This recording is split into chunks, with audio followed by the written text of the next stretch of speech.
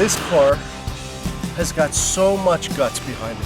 The power and weight ratio is ridiculous, but I gotta tell you, man, that loud button at the bottom of my foot brings out the inner child in me. It is so awesome to drive this thing. I mean, the amazing thing about this car, Chris, there's no driving agent. No, it's just you in the car.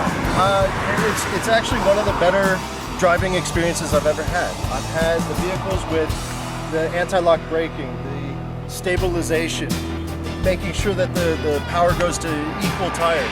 This thing, it's you and the car. And I've got to tell you, there's nothing like it.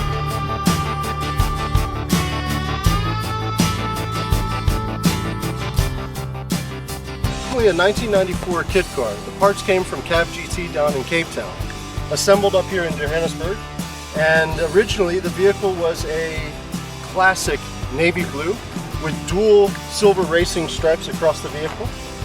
And the owner of this car came to me and said, listen, I've got this budget. I really want to modernize the car. You know, I respect the fact that it's such a classic, but we're 2013 now. Let's spruce it up a little bit. So we started with the wheels. We originally went from a 15-inch rim to a 17-inch rim. And in the fronts, we've got 17x8s, and in the rear, we've got a deep dish 17x9. Now the car had the stainless steel exhaust pipes. We ended up powder coating them for the color scheme that we went with. It's actually a Gallardo orange. It gets dark, it becomes light, it sparkles. It's just a gorgeous in-your-face color. So what we've got under here, we've got a 5.4 liter V8. It's a Chevy 327. It's originally a 1969 Corvette block. But granted, the heads came with it as well, but during the progress of modernizing this car, we ended up slapping on some Edelbrock E Street Pro aluminum heads. And I've got to tell you, driving this car prior to the upgrade and also after, it's a different vehicle. Sure, man. So how does that translate into kilowatts? Being American, I've got a trouble with kilowatts, but I can tell you it's running around the 400 horsepower mark. It does have manual steering, but if you take a look here, here's my power steering. And then I just point the car in the direction I want her to go, put my foot flat, and she spins as quick as possible. Now, isn't that where Americans are at their best? Straight line horsepower. That's the only way we know. The American car was not built to go around a corner.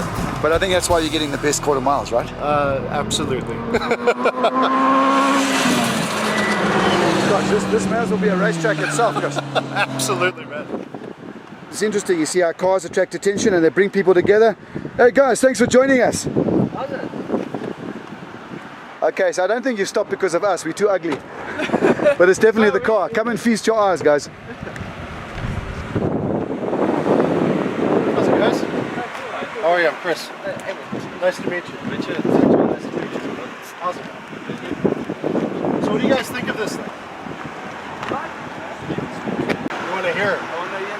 Sorry, Paul. You're not going to get back in here. It's okay, but as long as you got a full tank, we're okay. Could be.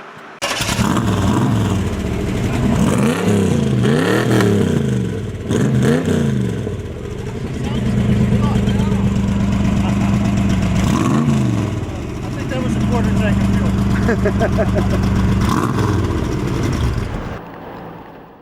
And now, it was lunchtime.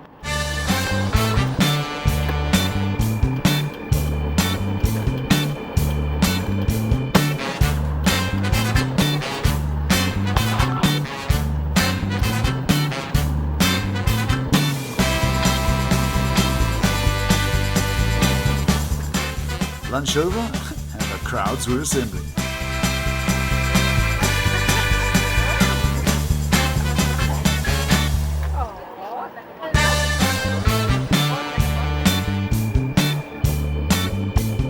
Now, how long has he had that Corolla for?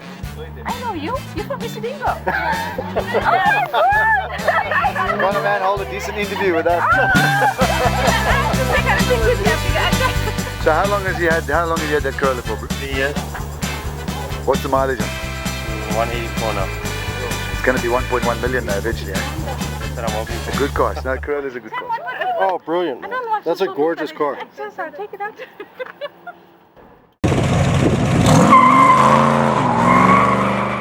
And so was the AC Cobra.